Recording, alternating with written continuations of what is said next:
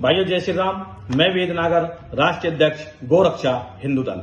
आज मैं अपनी वीडियो के माध्यम से अपने देश के माननीय गृह मंत्री अमित शाह जी से निवेदन करना चाहता हूं कि जिस तरीके से देश में लॉरेंस बिश्नोई को लेकर एक माहौल बनाकर इस देश का माहौल बिगाड़ने का जो प्रयास किया जा रहा है वो किसी भी कीमत पर बर्दाश्त करने लायक नहीं है। जितने भी लोग लॉरेंस बिश्नोई के ऊपर आरोप लगा रहे हैं, इन लोगों का सिर्फ एक ही उद्देश्य है कि अपनी राजनीति को चमकाकर और इस देश के अंदर सुरक्षा लेकर अपना माहौल कायम करना। मैं माननीय गृह मंत्री जी आपसे निवेदन करना चाहता हूं कि लॉरेंस बिश्नोई पर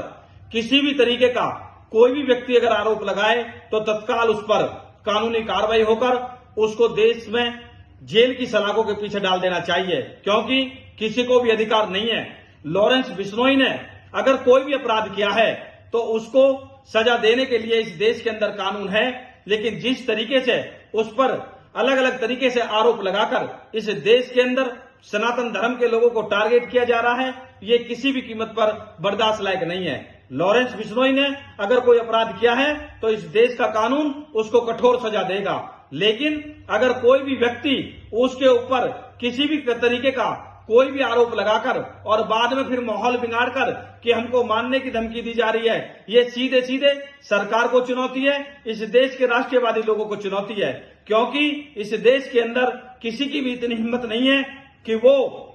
इस देश के अंदर